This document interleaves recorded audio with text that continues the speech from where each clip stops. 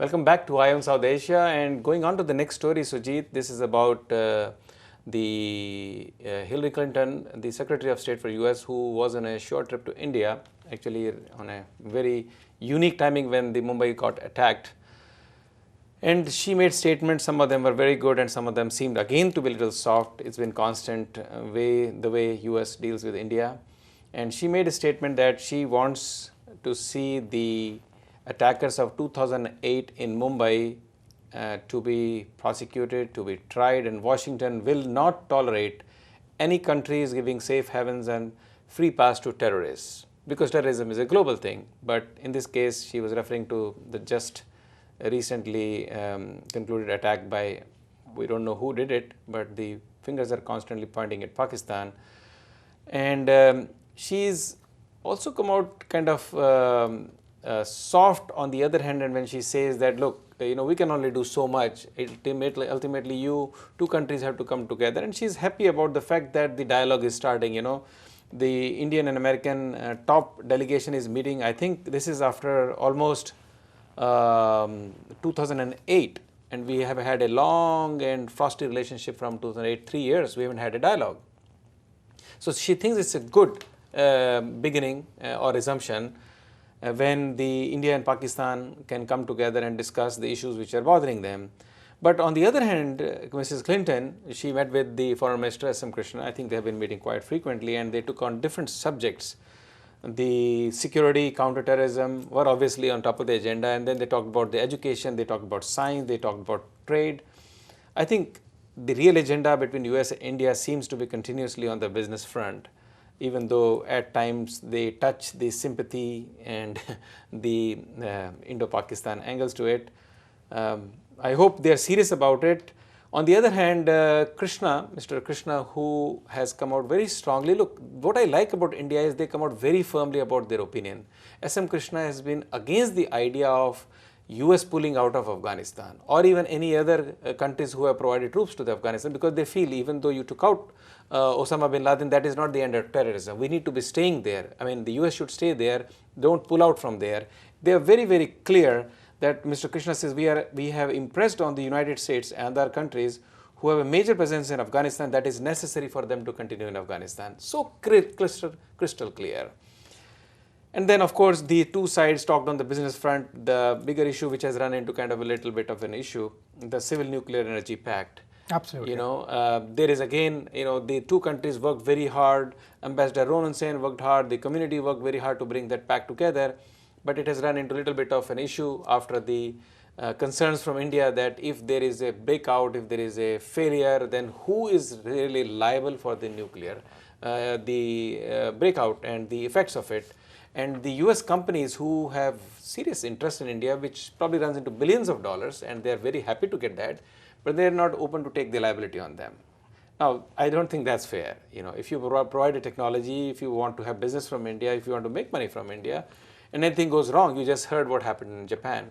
Somebody has to take the responsibility. Well, that is the Fukushima incident is what has prompted India to raise this issue up, which has become a sticking point between the two countries. But Sunil, when you speak about business, which is, I think, the focal point of interest between the two countries in this decade at least. Right. And I just want to point out, going forward, what can we really expect between the two countries this year? And some of the issues that the two countries actually have declared a joint statement, come out with a joint statement as to how the avenues and the ways that they are going to take the common issues forward. And one of them is, of course, the business, and there has been an increase of 30% in the bilateral trade between the two countries, which is very laudable. And the US-India Trade Policy Forum plans to meet in October of this year. And there's ongoing public-private discussions are to continue again under the commercial dialogue, which is a separate entity of its own. So there are going to be a lot of meetings throughout the year between the two countries on that issue at least.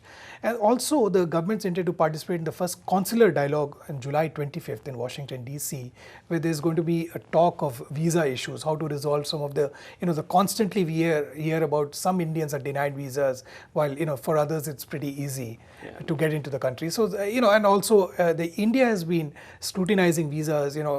Tourists from America going to India, especially after the Mumbai terrorist attacks there in 2008. Another thing which is coming up is a bilateral joint clean energy research and development center, which is now accepting applications for its $100 million 5-year program. So this is an initiative where individuals and companies can actually apply for grants to this. And the US and India also plan to host a higher education summit in Washington DC on October 13th, and that is again of great interest to India because the infrastructure is one thing that India badly requires at this stage, and also they need the educational institutions to educate more and more of its graduates who are coming out and need technical expertise, and this is one area that the US can really help India. Sweet, I really feel that while we are not really coming to terms on their policy on the South Asia when it comes to between India and Pakistan, but at least on the other hand, on the progressive front, there is business, there is trade, there is the education, the and don't forget the science and technology part. Yeah. You did mention the cyber security, which does come under a lot of technology front. But I just want to just round up the total kind of collaboration between the two countries, and one of them again is science and technology. On that front, there's a plan to award nearly $3 million annually to entrepreneurial projects that can commercialize technologies to improve health and empower citizens in both the countries. And also the two countries have agreed to hold another innovation roundtable in early 2012, and that is again there's going to be another Women in Science workshop related to that in September of this year. So there's a lot of initiatives which are coming up between the two countries. The civil nuclear deal was, as you said, was very successfully, passed after a lot of negotiations and lobbying by both the, countries involved, including Ambassador Ronan Sen and Ambassador Meera Shankar. But the crucial thing going forward is business. True. But we need to safeguard the interest of the common man in India when you are getting into nuclear technology and transfer of it. Moving on to the next subject, which is very interesting about this Senator Coburn, and who is not really questioning an aid to India, Sujeet, but he's talking about an overall financial situation of US. Now here is a very interesting situation. You have on one side US, which has got huge debt running into a few trillions today, and they're also looking to raise the bar for that. They're looking and lobbying for that and looking to clear that bill to raise the bar for debt. On the other hand, now you have the same countries who are taking the 39.8 billion of American debt bonds. They're buying that. Nobody is able to put this triangle together. So on one side, America has an issue with debt. On the other hand, America is giving aids to some of the countries, including China, who is the largest debtor to America, and including India for that matter, and giving them financial aid. So now the question Senator Coburn has raised, and this is while he's referring to the Congressional Research Service, which is a bilateral organization. Correct, where he reveals just for US 1.4 billion in foreign aid is being given to 16 countries, including India and China, and to whom the US owes $10 billion each. So it's a very unique situation. Sometimes I've been not able to figure it out. What is the real formula behind US policy on financial aids? Now you are having your own economy into dire straits. Let's fix it first. And I think the Oklahoma Senator, Coburn, that was exactly the point when he raised this issue, and this was part of his, a deficit reduction plan that he has proposed, which is called Back in Black. Back in Black, yeah. So, and he points out that India actually received 126.6 million in 2010. True. But Sunil, what I find interesting is that some of these, India might be buying a lot of debt, China might be buying a lot of debt, but the areas where the US government is giving money are traditionally areas which are underfunded by the Indian government themselves. And here I just want to cite you some figures. Out of this $126.6 million that the US government gave to India last year, this included $2.5 million for counterterrorism, $700,000 for combating weapons of mass destruction, which I can totally understand Senator Coburn's viewpoint that why can't the Indian government take care of this? But take a look at this. $30 million was given for fighting HIV AIDS in India. $22 million was given for family planning. $19 million for maternal and child health, and $13.7 million for fighting tuberculosis. Now these are areas where you get these stories of rural areas in India. They often are neglected. And oftentimes the Indian government's budget, if you see, don't really provide for its citizens in all of these areas. I get your point. I think it has some logic, some merit in it, but I think what Coburn keeps on saying, which is what you refer to as the back in black plan, and he is very clear, he summarizes with this plan offers the American people 9 trillion reasons to stop making excuses and start solving the problems in Washington. And Coburn said, actually he had a press conference recently where he said, I have no doubt that both parties will criticize this plan, but I welcome a debate. But it's not a legitimate criticism until you have a plan of your own. We need to get rid of our debt problems. Well, the US has got a $14 trillion debt, which it needs to get rid of. And I think Senator Coburn does have a view, a view which needs to be taken kindly by the Indian government and the Chinese government. And they need to act on their own and provide for the citizens in areas which they don't really need. When you can be self-reliant on a lot of areas, including agriculture, you should be self-reliant also on taking care of your own citizens. I think it's very important, very timely, because the next generation does not want to carry the debt of their ancestors or predecessors.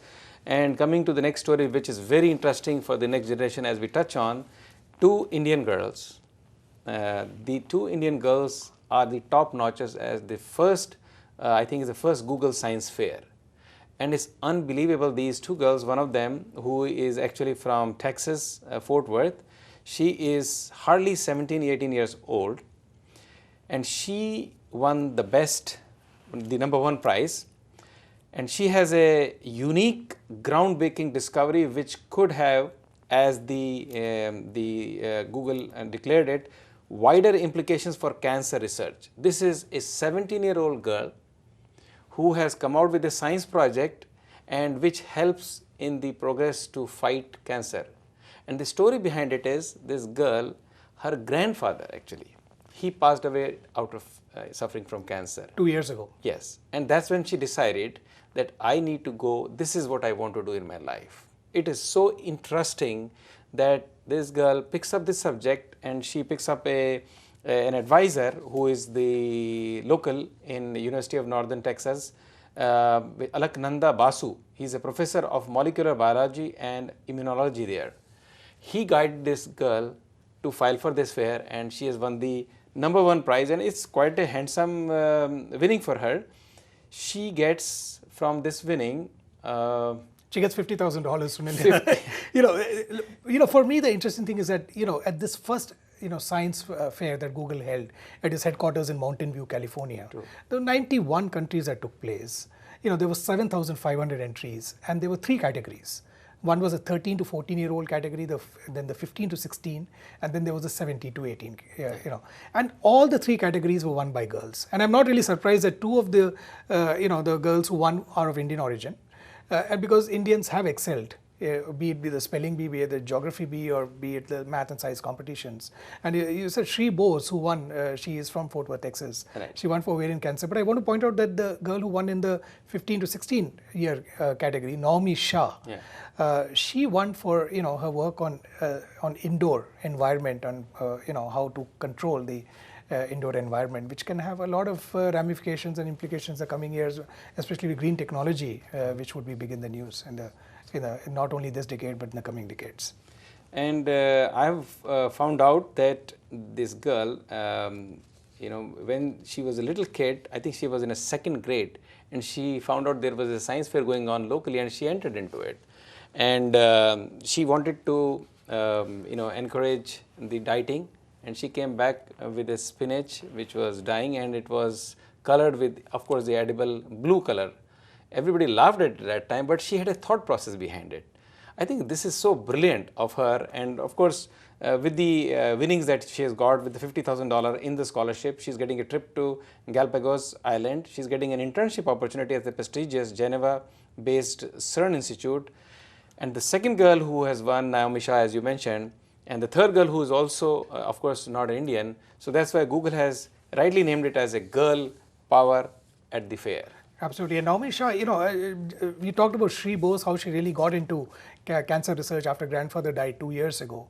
Naomi Shah also, has an interesting background as far her love for science fairs grew. But but she actually took to science and discovered a love for the subject as a toddler while playing with flubber at a local science museum. So It's also the parents who actually encourage the kids, initiate them into such activities. Actually, that also leads to kids taking up this kind of career or also research later on in life. Very interesting, and I'm so happy that these young kids happen to be from South Asia, India, and they are a symbol of the next generation of Indians in America and the greater successes that are following. Suji, let's take a break and we'll be back with the other stories that we have from the week. We'll be right back after this break. Stay there.